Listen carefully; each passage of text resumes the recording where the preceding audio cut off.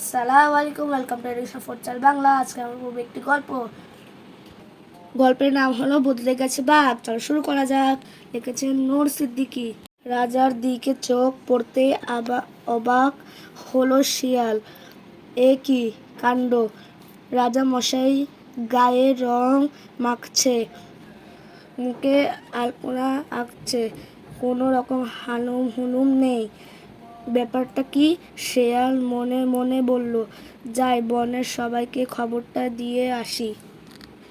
দৌড়াতে দৌড়াতে শেয়াল এসে ধাক্কা খেলো হাতির সাথে।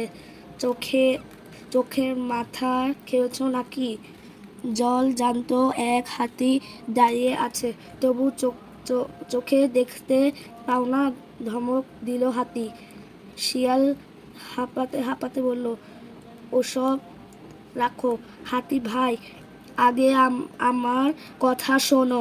রাজামশাই কেমন যেন বদলে গেছে, বসে বসে গায়ের রং মাখছে, আয়নায় মুখ দেখছে আর খিলখিল করে হাসছে। কি করছো তুমি? রাজামশাই বদলে গেছে, দাঁড়াও দেখাচ্ছে মজা। বলেই হাতি তার সুর দিয়ে শিয়ালকে ছুঁড়ে দিল দূরে। হাওয়ায় ভাসতে ভাসতে শেয়াল এসে পড়ল হরিণের সামনে। হরিণ চমকে উঠেও বলল, আরে ভাই, আজকাল তুমি কি পাখির মতো উড়ে বেড়ানো শিখছো? শেয়াল বলল, না ভাই, খবর শোনো, আমাদের রাজা মশাই কেমন যেন হয়ে গেছে, বসে বসে গায়ে রং মাখছে, আয়নায় মুখ দেখছে আর খিলখিল করে হাসছে। শেয়ালের কথা শুনে অবাক হলো হরিণ। বলল, তাই নাকি? তাহলে তো একবার দেখতে যেতে হবে। গাছের ডালে ঝুলে থেকে শেয়ালের কথা শুনছিল বানর। শেয়ালের কথায় বানর হাসতে হাসতে বলল, রাজামশাইয়ের কিচ্ছু হয়নি, আসলে মাথা খারাপ হয়ে গেছে তোমার, তাই তুমি এ ধরনের আজগুবি কথা বলছো। আমাদের রাজা অমন কাজ করতে পারে না। সারা বনে রটে গেল খবরটা। বনের জীবজন্তুরা হাজির হলো রাজার দেরার সামনে। সবাই এসে বাঘকে দেখে ভীষণ অবাক হলো। আরে ঠিকই তো, রাজামশাই কেমন যেন বদলে গেছে, ফিস ফিস করে বলতে লাগলো সবাই। হাতি বলল, শিয়ালের কথা বিশ্বাস করতে চাইনি, কিন্তু এখন দেখেছি ওর কথাই সত্যি। কুমির বলল, কিন্তু আমার এখনো বিশ্বাস হচ্ছে না, উনি কি সত্যি আমাদের রাজা নাকি অন্য কেউ? কুমিরের কথায় নতুন করে ভাবতে লাগলো সবাই।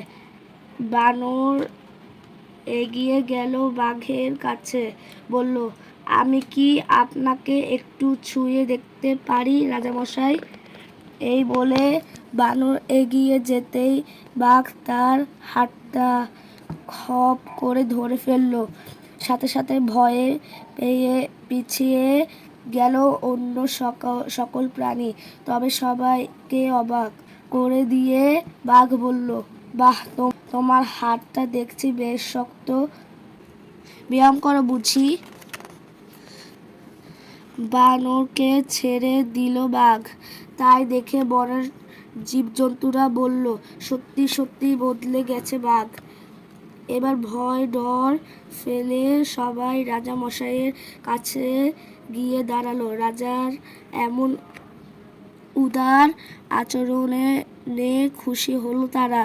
রাজামশাই বলল, আমাকে তোমাদের ভয় পাওয়ার কিছু নেই, তোমরা নির্ভয়ে আমার পাশে পাশে থাকতে পারো। আমি তোমাদের শারীরিক কসরত দেখাবো, অনেক রকম খেলা শেখাবো, তাহলে আমরা শারীরিক ও মানসিকভাবে সুস্থ থাকতে পারবো। সারাদিন জীব জন্তুরা রাজামশাইয়ের কাছ থেকে অনেক কিছু শিখলো, শারীরিক কসরত, অঙ্গ ভঙ্গি, গান বাজনা, মজার মজার খেলা ইত্যাদি। এভাবে মজায় মজায় হই হুল্লোড়ে কেটে গেল সারাদিন, কিন্তু শেষ বিকেলে হঠাৎ হালুম হালুম হালুম গর্জন শুনে থমকে গেল সবাই। এরপর ছুটে পালাতে পালাতে বলল, ওরে বাপরে, এ কি কাণ্ড! ওই কি আমাদের আসল মহারাজ! তাহলে রং মাখা বদলে যাওয়ার বাঘটিকে!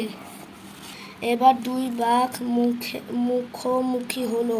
এই বনের আসল মহারাজ বাঘ গর্জন করতে করতে রং মাখা নতুন বাঘটিকে বলল, কে তুমি? আমার রাজ্যে ঢুকে পড়েছ কেন? রং মাখা বাঘ তখন শান্তভাবে বলল, আমাকে চিনতে পারলে না? আমি তোমার ছোট ভাই, সেই যে ছোটবেলায় আমাকে ওরা ধরে নিয়ে গেল। তখন থেকে আমি মানুষের সাথে বিভিন্ন সার্কাসে এখানে ওখানে ঘুরে বেড়িয়েছি, কত খেলা খেলেছি। মানুষ, ভালুক, ঘোড়া, হাতি, বানর সবাই মিলে একসাথে দিন কাটিয়েছি। ভাই, তুমি আমার সেই হারিয়ে যাওয়ার ছোট ভাই? আবেগপ্লুত হয়ে পড়ল মহারাজ বাঘ। রং মাখা বাঘটি বলল, হ্যাঁ, আমি তোমার হারিয়ে যাওয়ার ভাই। মানুষের সমাজে বহুদিন বাস করেছি। সার্কাসে ওইসব দিন হারিয়ে গেছে। মানুষজন নানা পেশায় ঢুকে পড়েছে, আর আমি ওদের থেকে ছাড়া পেয়ে ফিরে এলাম এই বনে। দুই বাঘ ভাই যখন কথা বলছিল ততক্ষণে বনের জীবজন্তুরা আবার ফিরে এলো। ওরাও বুঝতে পারল রং মাখা ভাগ আসলে মহারাজের ছোট ভাই। বানরের কথা শেষ হতে না হতেই বন কাঁপিয়ে আবারও হুঙ্কার দিয়ে উঠল মহারাজ বাঘ। ভয়ে অস্থির হলো সবাই। তাহলে কি মহারাজ ছোট রাজকুমারকে থাকতে দেবে না?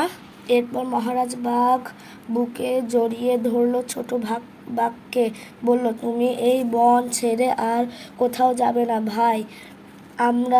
আমরা তোমাকে কত খুঁজেছি, কিন্তু পাইনি। আজ থেকে আমরা একসাথে দিন কাটাবো। রাজামশাই কথা শুনে খুশি হলো ছোট বাঘ, খুশি হলো বনের সবাই। সেই থেকে সুখে শান্তিতে বসবাস করছে বনের পশু পাখিরা।